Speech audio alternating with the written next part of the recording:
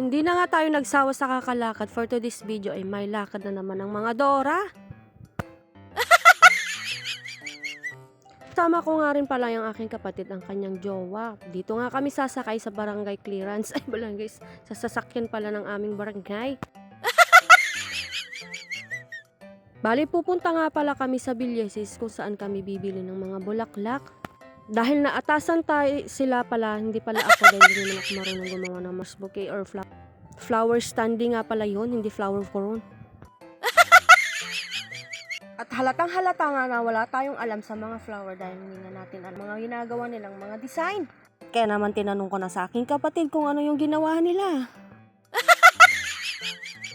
At wala pa nga ang isang oras nung nakarating nga kami dito sa Villasis ng Bagsakan kasi dito nga yung kanyang pwesto. At medyo malayo pa nga yung pinagparkingan namin dahil hindi nga naman alam ng driver kung saan banda talaga yung pupuntahan namin kaya doon na lang napag-parking. At sabi ko nga sa'yo may lakad na naman ng mga person kaya naman hindi tayo mawawala ng paglalakad. Kaya for today's video maglalakad na naman ng mga person kaya naman nadaanan pa rin namin yung mga binibinta nilang mga daing dito. At malapit-lapit na nga kami sa pwesto ng aming tito. Bali may pwesto nga pala ng aming tito na Mike's Flower Shop nga pala yung pangalan ng pwesto ng aming tito. Bali pinsan nga pala ito ng aming papa. Bali dito na lang kami bumili para naman maka-discount ang mga person. At mabait naman ang aming tito kaya pinagbigyan kami sa mga discounts na gusto namin. Chares! Kung pagkarating nga namin dito, saktong-sakto wala si tito. Umuwi nga daw siya. Sabi ng mga kasama niya nga dito. Bali tinawagan na lang namin si tito nung nakarating nga kami dito. At ayan na nga simulan na nga na yung mga kasama ko na mamili ng mga bulaklak. Tuwang-tuwa nga ako kay kuya dahil panay ang kaway-kaway dito sa camera.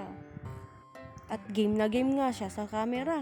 At sa mga naghahanap ng mga fresh na mga bulaklak, dito lang kayo bumili. Mike's Flower Shop, dito lang sa Villasis, Bagsakan. Katabi lang siya ng burger shop at mismo dito sa may overpass. Madali lang esto. At dahil wala naman alam ang mga person at tamang video na lang ang gawa ko dito. At sakto nga nung pagpunta nga namin dito, marami silang mga stock na flowers. At habang sila ay nagtatanong ng mga bulaklak, ay ako naman tamang tingin-tingin lang sa mga bulaklak at mag-video-video mga person. At ayan na nga, sinisimulan na nga ni Ota magtingin-tingin ng mga flower na kukunin at bibilhin namin. At ako naman ay tamang video lang sa mga bulaklak at ipapakita ko sa iyo mga bulaklak. Kali nagsuggest nga pala tong magjowa na sila na yung gagawa ng flower stand dahil nga yung baho nila sa Manila, kaya naman sila na yung gagawa para naman makatipid. Sa mga hindi nagtatanong ay sasabihin ko na, si Uncle Mike's nga pala ay nagagawa at nagde-decorate nga rin pala sa mga lamay or sa lahat ng mga okasyon. Pwede nyo rin po silang kontakin kung gusto nyo magpa-arrange ng mga bulaklak at mag-order ng mga bulaklak. At habang ako ay nagbibideo, nakita ko tong mga sunflower, apakaganda at napaka-fresh. At habang sila ay busy sa pagtitingin ng mga bulaklak na fresh, ay ayan naman ako, tamang kulit lang at trip lang dito sa Gidli. Yung bang first time ka binigyan ng mga bulaklak pero sa tindero pa ng mga bulaklak. At ayan, ipapakita ko sa inyo lahat ng mga bulaklak na naandito sa kanyang pwesto.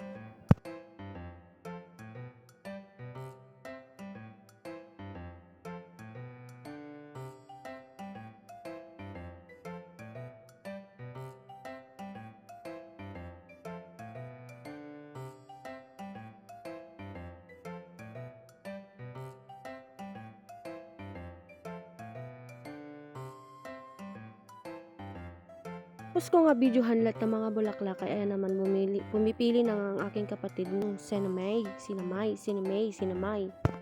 At parang nagrarap ka na yan ate. Sinamay or abaka. At tamang video lang din naman ako dito kay kuya. Bali pinuputulan niya ng mga stem.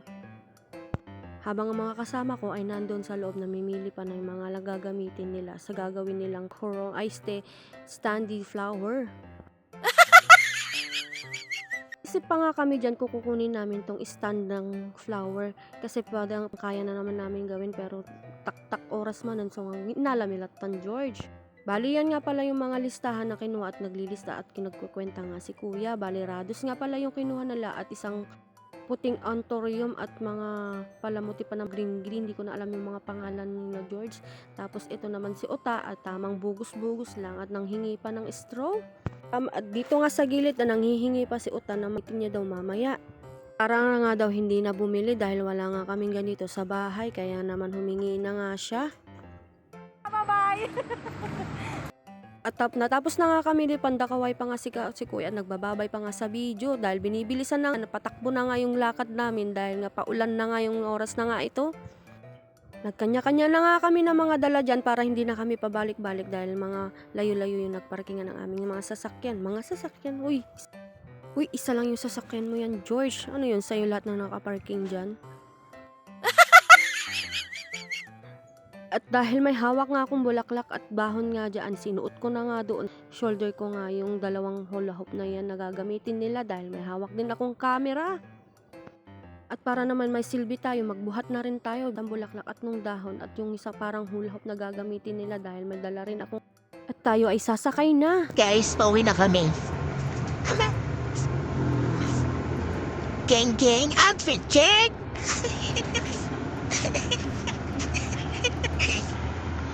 At nang makarating na nga kami dito sa bahay ng Asingan ay dumaan nga muna kami para bumili ng mga gagamitin lang kagaya ng gunting at cutter. Tapos nga nilang bumili ng cutter at ng gunting, ayan sumakay na nga kami sa sasakyan para umuwi. Pagkarating nga namin dito sa bahay, ayan dali-dali na nga silang gumawa para mabilisan ang paggawa dahil nga may pupunta na naman kami pagkatapos neto. May kanya-kanya nga na silang mga gawa kaya naman mabibilis na silang paggawa at mabibilis ang matapos nga ito. At natapos na nga yun ang ulo ng flower stand, kaya naman isusunod na nga niya yung stand ng flower. Kaya naman sinunod at ginawa na nga mabilisan. Ayan, natapos na. At nung natapos na nga yung stand ay isinabit na ang ulo ng flower stand. Bali nilagyan nga pala niyan pa ako doon at tsaka doon niya isasabit yung mga flower. Fast forward na ayan, mga 7 AM. PM na nga pala yan at i-deliver na nga namin yung mga bulaklak nila. Pagpasensya nyo ng mga voice over ko kasi paputol-tol, nagahang po ang aking cellphone.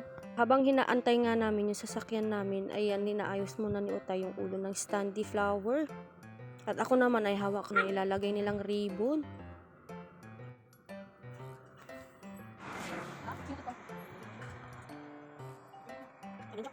Wala nang isama ka namin. Model pala to.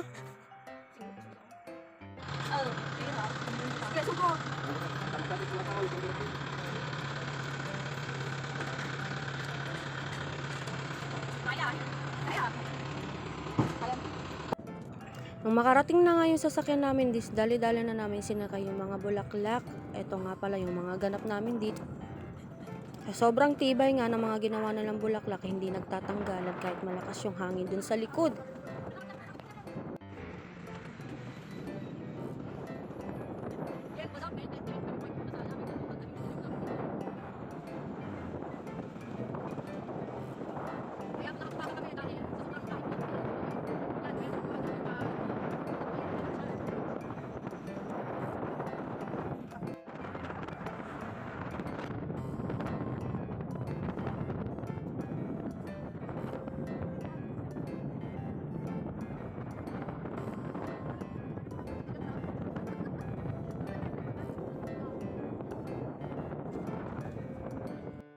After ng mga isang oras ata siguro ay nakarating na nga deliveran namin ng bulaklak. Pagkatapos namin ihatid yung mga bulaklak ay dumaan nga muna kami dito para kumain.